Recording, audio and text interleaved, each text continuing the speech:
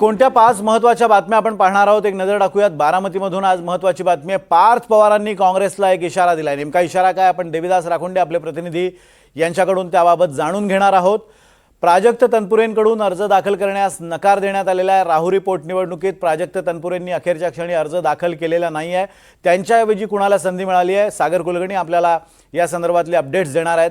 तर सुनेत्रा पवारांच्या बॅनरवर शरद पवारांचा फोटो आज दिसून आला। अजिंक्य धायगुडे यांच्याकडून आपण जाणून घेणार आहोत की आज नेमकं बारामतीमधलं वातावरण काय होतं आणि मेजर जनरल माजिद खादेमी यांचा हल्ल्यात मृत्यू झालाय। रामराजे शिंदे यांच्याकडून आपण आंतरराष्ट्रीय स्तरावरची ही महत्त्वाची घडामोड जाणून घेणार आहोत। तर मुंबईमधून महत्त्वाची बातमी आहे। गोरेगावमध्ये झालेल्या राड्यानंतर आरोपींच्या घरावर बुलडोजर फिरवण्यात आलेला आहे। रिजवान शेख यांच्याकडून आपण ही सविस्तर माहिती घेणार आहोत। सुरुवात करूयात बारामती पोटनिवडणुकीच्या बातमीनं। बारामती पोटनिवडणुकीत 40हून अधिक अर्ज दाखल झालेत। बारामतीची पोटनिवडणूक बिनविरोध होईल अशी शक्यता होती, पण काँग्रेसनं उमेदवार दिल्यानं बिनविरोध होण्याची शक्यता आता मावळलेली आहे। यावरूनच अजित पवारांचे पुत्र आणि खासदार पार्थ पवार यांनी काँग्रेसला इशारा दिलाय। काँग्रेसला काय करायचं आहे ते करू द्या, त्याचा त्रास भविष्यात त्यांनाच होईल असं पार्थ पवार यांनी म्हटलंय।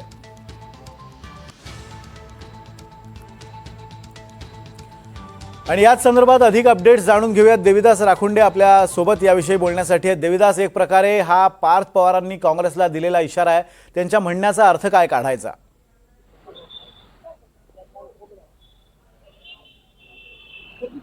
विनोद, बारामती पोटनिवडणुकीसाठी उमेदवारी अर्ज दाखल करण्याचा आजचा शेवटचा दिवस होता आणि आजच्या दिवशी ओबीसी नेते लक्ष्मण हाके यांची मनधरणी करण्यात ज्या पद्धतीनं यश आलं त्या पद्धतीनं काँग्रेसची देखील मनधरणी होईल अशी अपेक्षा राष्ट्रवादीला होती।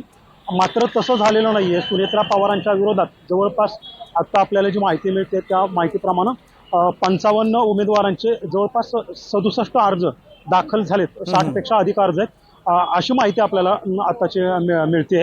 ही जी निवडणूक आहे ती कुठल्याही परिस्थितीत बिनविरोध करण्यासाठी राष्ट्रवादीकडून प्रयत्न केले जात होते। राष्ट्रवादी काँग्रेसचे वरिष्ठ नेते, मग ते प्रफुल्ल पटेल असोत किंवा सुनील तटकरे असोत किंवा आणखी कोणी नेते असतील, हे सर्व नेते काँग्रेसच्या हायकमांडशी बोलत होते। प्रफुल्ल पटेल यांनी देखील तशी प्रतिक्रिया दिलेली आहे की मी मल्लिकार्जुन खरगे यांना तशा पद्धतीचा मेसेज ड्रॉप केला होता आणि त्यांच्यापर्यंत निरोप पोहोचवलेला आहे।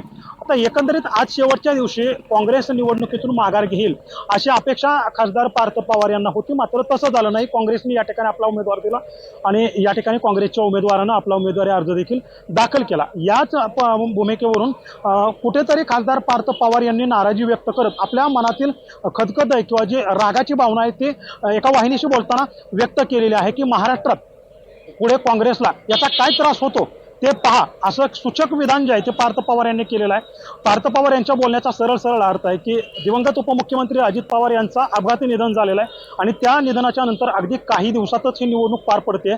महाराष्ट्रातील अनेक राष्ट्रवादी काँग्रेसचे कार्यकर्ते जे आहेत ते या दुःखाच्या सावटातून बाहेर निघाले नाहीत। बारामतीकर देखील या दुःखातून बाहेर निघालेले नाहीत आणि अशा परिस्थितीत सर्वजण निवडणुकीला सामोरे जातोय। खरं तर अशी घटना महाराष्ट्रात कुठे घडते त्यावेळी एखाद्या नेत्याच्या बाबतीत जर असं घडलं तर त्याच्या घरातील लोकांना बिनविरोध पाठिंबा दिला जातो आणि ती निवडणूक जी आहे ती प्रक्रिया पार पडली जाते। तीच अपेक्षा पार्थ पवारांना या ठिकाणी होते।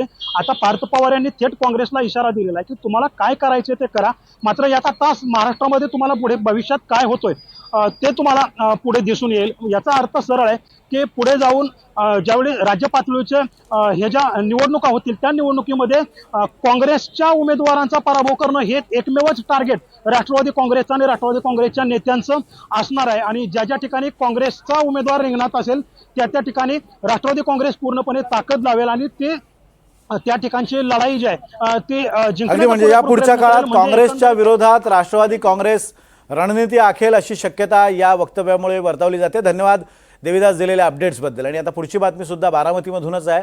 बारामती पोटनिवडणुकीसाठी आज सुनेत्रा पवारांनी अर्ज दाखल केला। त्याआधी त्यांनी कन्हेरीच्या हनुमंतरायाचं आणि अजित पवारांच्या स्मृतिस्थळाचंही दर्शन घेतलं।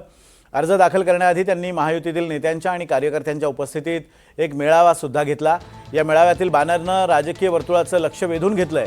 सुनेत्रा पवारांच्या बॅनरवर मोदी आणि शहांच्या फोटोनंतर शरद पवारांचा फोटो असल्यानं चर्चांना उधाण आलंय। महायुतीच्या नेत्यांच्या पंक्तीत शरद पवारांना बसवल्यानं राष्ट्रवादीच्या विलिनीकरणाची प्रक्रिया पुन्हा सुरू झाली आहे का असा सवाल उपस्थित केला जातोय।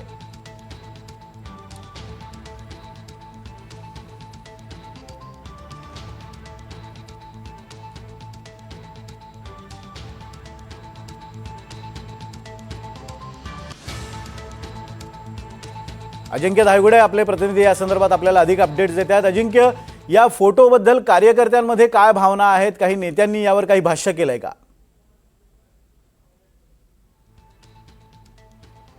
निश्चितच आपण जर पाहिलं तर महाराष्ट्राने आजपर्यंत कधी जे चित्र पाहिलं नसेल किंवा कधी विचार केला नसेल किंवा कधी असा फ्लेक्स पाहिला नसेल, असा फ्लेक्स जो आहे आज, तसा बॅनर आज बारामतीत आपल्याला पाहायला मिळाला.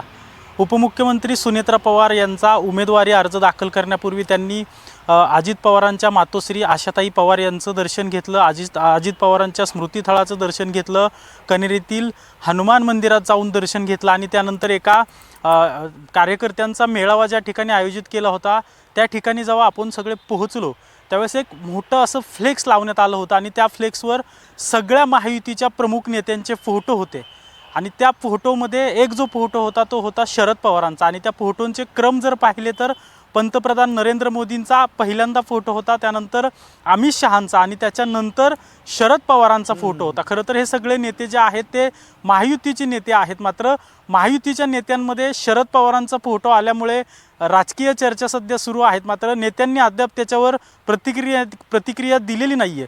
खरं जर आजचा जर कार्यक्रम आणि मेळावा जर आपण पाहिला आणि त्यातील नेत्यांची भाषणांचं जर सगळं विश्लेषण केलं तर छगन भुजबळांचं भाषण जे आहे ते महत्त्वाचं असणार आहे, कारण की छगन भुजबळांनी या निवडणुकीला सामोरे जाण्यापूर्वी कोणाकोणाशी संपर्क केला होता, कोणी काय काय सांगितलंय हे देखील सांगितलंय.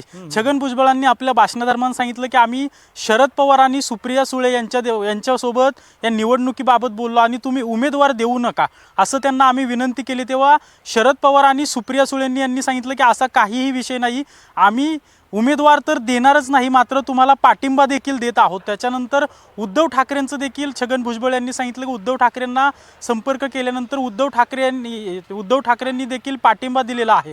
खरं तर उद्धव ठाकरेंनी पाठिंबा दिला आहे, मात्र उद्धव ठाकरेंचा फोटो त्या फ्लेक्सवर दिसलेला नाही किंवा महाविकास आघाडीतील इतर पक्षांनी पाठिंबा दिला आहे त्यांचे फोटो कोणाचे दिसलेले नाहीत, मात्र शरद पवारांचा फोटो वरच्या स्थानी आणि थेट नरेंद्र मोदी, अमित शहा आणि त्यानंतर शरद पवारांचा फोटो असल्यामुळे राजकीय चर्चा सध्या सुरू आहेत. अगदी राजकीय चर्चा सुरू झालेल्या आहे आणि राजकीय वर्तुळामध्ये आता पुन्हा एकदा विलिनीकरणाची चर्चा सुरू झाली आहे का अशी एक चर्चा सुरू झालेली आहे. धन्यवाद अजिंक्य दिलेल्या अपडेट्सबद्दल. बातमी राहुरीतून आहे. राहुरीत शरद पवार गटाकडून गोविंद मोकाटेंनी उमेदवारी अर्ज दाखल केला आहे. खरं तर प्राजक्त तनपुरे यांच्या नावाची चर्चा असतानाच अचानक गोविंद मोकाटे यांना पक्षानं उमेदवारी अर्ज दाखल करायला सांगितल्यानं आश्चर्य व्यक्त केलं जात आहे. प्राजक्त तनपुरे यांनी ऐनवेळी अर्ज भरण्यास नकार दिल्यानं राहुरीमध्ये शरद पवार गटामध्ये मोठा ड्रामा पाहायला मिळाला. मात्र तरीही राहुरी विधानसभा पोटनिवडणूक ही बिनविरोध होण्याची शक्यता फारच कमी आहे. सागर कुलकर्णी या संदर्भात आपल्याला अधिक अपडेट्स देत आहेत. सागर, शरद पवार गटात गेल्या अनेक दिवसांपासून प्राजक्त तनपुरे या जागेवर लढण्यास इच्छुक असल्याचं सांगितलं जात आहे. खरं तर त्यांनी यापूर्वीसुद्धा इथून निवडणूक शिवाजी कर्डिलेंविरोधात लढवली होती, चांगली लढत दिली होती. असं असताना ऐन वेळेला त्यांनी माघार घेण्यामागची काही राजकीय कारणं आहेत का? या संदर्भात काही माहिती मिळू शकली आहे का?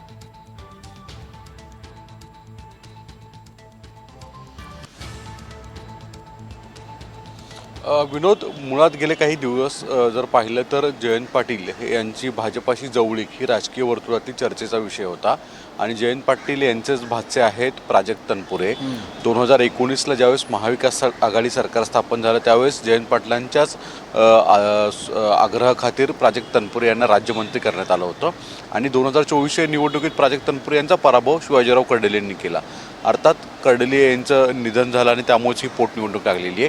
गेले काही दिवस विधिमंडळाचं अधिवेशन ज्यावेळेस सुरू होतं त्या दरम्यानसुद्धा प्राजक्त तनपुरे यांची भाजपाच्या काही नेत्यांबरोबर गाठीभेटी झाल्या, ते भाजपात प्रवेश करतील असं राजकीय वर्तुळात प्रचंड चर्चा सुरू होती आणि त्यातच रवींद्र चव्हाण आणि विखे पाटील यांनी थेट प्राजक्त तनपुरेंची आज भेट घेतली आणि त्यांना विनंती केली की ही पोटनिवडणूक लढवली जाऊ नये. पुढच्या काही कालावधीमध्ये महाराष्ट्रामध्ये अधिक विधानसभा वाढत आहेत, त्या दरम्यान प्राजक्त तनपुरे यांना विधानसभेसाठी तजवीज केली जाईल अथवा विधान परिषदेमध्ये एक संधी दिली जाईल असं आश्वासन दिलं असं समजतं. पुढच्या काही कालावधीमध्ये सुद्धा प्राजक्त तनपुरे भाजपमध्ये जाण्याची शक्यता आहे. पण या सगळ्या घडामोडीमुळे प्राजक्त तनपुरे यांच्याकडे जो एबी फॉर्म शरद पवार राष्ट्रवादी काँग्रेसच्या नेत्यांनी दिला होता त्याच्या सगळ्या गोष्टींची अडचण झाल्याचं दिसून येतं. प्राजक्त तनपुरे यांनी निवडणूक लढवण्याचा निर्णय घेतला नाही आहे, ते निवडणूक लढवणार नाही आहेत आता. यामुळे आयत्या वेळेसचा कॅन्डिडेट बघण्याची परिस्थिती शरद पवार राष्ट्रवादीवर आली आणि त्यांनी अखेर एक दुसरा उमेदवार दिलेला आहे. आता परिस्थिती जर पाहिली तर एका बाजूला प्राजक्त तनपुरे मदत करणार नाही आहेत, कर्डिले यांची सहानुभूती असणार आहे. अशा परिस्थितीत भाजपाचं पारडं जड राहील आणि जो अचानक आयत्या वेळेस आलेला उमेदवार शरद पवार राष्ट्रवादी काँग्रेसचा असणार आहे तो फक्त विरोधाला विरोध अशीच परिस्थिती राहील. किती विजयाचा मार्ग मोकळा करेल याविषयी शंका मात्र व्यक्त केली जाते. पण या निवडणुकीचा आजचा दिवस आहे, निवडणुकीसाठीचा एक महत्त्वाचा मानावा लागेल तो म्हणजे प्राजक्त तनपुरे यांनी भविष्यकाळामध्ये कमळ हाती घेण्याचे संकेत दिले आहे का, आणि भविष्यात जर असं झालं तर जयंत पाटील यांच्या परिवारातला एक व्यक्ती भाजपात जातोय. यामुळे शरद पवारांचा एक निकटवर्ती असणारे जयंत पाटील यांची सुद्धा हाती कमळ येईल का याचीच राजकीय वर्तुळात सर्वाधिक चर्चा रंगलेली आहे. अगदी तनपुरेंच्या भाजपमधल्या राजकीय प्रवेशाची चर्चा आता या निमित्तानं रंगलेली आहे, कारण त्यांनी ऐन वेळेला फॉर्म भरण्यास नकार दिला आणि आता पक्षाकडून अशी सारवासारव करण्यात आली आहे की ते अगोदरच तयार नव्हते आणि आम्ही अगोदरपासूनच मोकाटेंच्या नावाचा विचार सुरू केला होता. धन्यवाद सागर दिलेल्या अपडेट्सबद्दल. आणि आता बातमी आंतरराष्ट्रीय स्तरावरून आहे. पश्चिम आशियातील तणाव शिगेला पोहोचलेला असतानाच इराणमधून एक मोठी बातमी समोर आली आहे. इराणची सर्वात शक्तिशाली असलेली लष्करी शाखा इस्लामिक रिव्होल्युशनरी गार्ड कॉर्प्स म्हणजेच IRGCचे गुप्तचर प्रमुख मेजर जनरल मजीद खादेमी यांचा एका हल्ल्यात मृत्यू झाला आहे.